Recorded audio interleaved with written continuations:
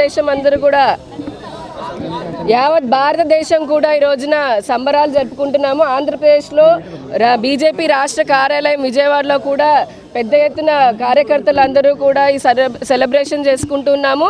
కాంగ్రెస్ ఇండి alliance ఎన్నో కుట్రలు పన్నింది.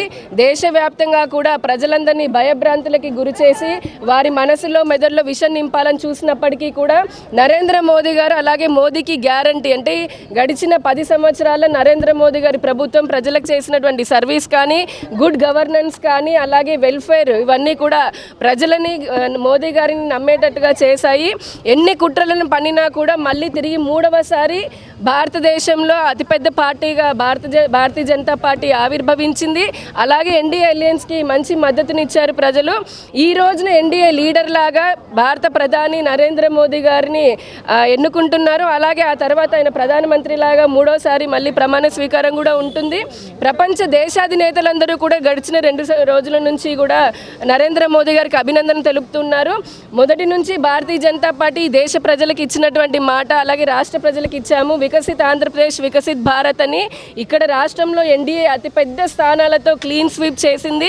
రాష్ట్ర ప్రజలందరూ కూడా మా పైన పెట్టుకున్న నమ్మకాన్ని మేము నిలబెట్టుకుంటాము. అలాగే దేశాన్ని కూడా 3వ అతిపెద్ద ఆర్థిక వ్యవస్థలాగా ముందుకు తీసుకొని పోయి ప్రజలకు ఇచ్చినటువంటి మాట ఏదైతే వెల్ఫేర్ అంటే సంక్షేమం అలాగే అభివృద్ధిని కూడా మేము చేసి చూపిస్తాము.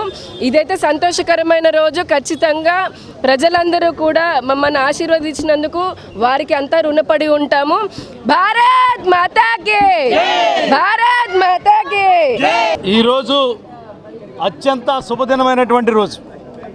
నరేంద్ర మోడీ గారి నాయకత్వాన్ని ప్రపంచం వీక్షిస్తున్నటువంటి సందర్భంలో వారు 3వసారి దేశ ప్రధాని కానున్నటువంటి బ్రహ్మాండమైనటువంటి దిగ్విజయపు రోజు.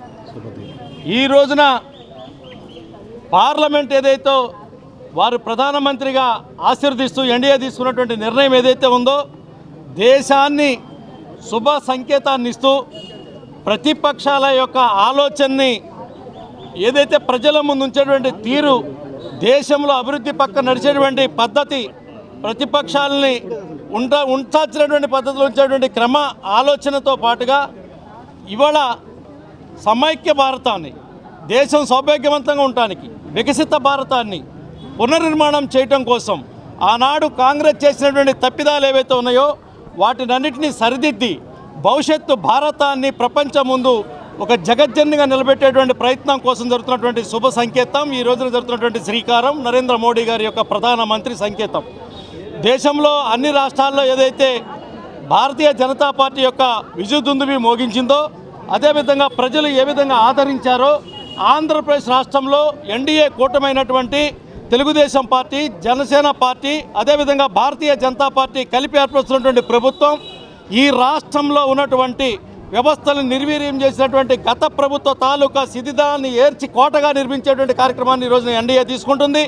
చంద్రబాబు నాయుడు గారి నాయకత్వంలో ఇవాళ భారతీయ జనతా పార్టీ నేతృత్వంలో జనసేనాని యొక్క ప్రయాణంలో ఆంధ్రప్రదేశ్ రాష్ట్రాన్ని అభివృద్ధి చేయడం కోసం కేంద్రంలో ఏర్పడేటువంటి నాయకత్వానికి ప్రథమ శ్రీకారం చుడుతున్నటువంటి నరేంద్ర మోడీ గారికి అభినందనలు తెలుపుతూ ఆంధ్రప్రదేశ్ రాష్ట్ర భారతీయ జనతా పార్టీ శాఖ ఈ రోజున ఇక్కడ సంబరాలు జరుపుకుంటా ఉంది.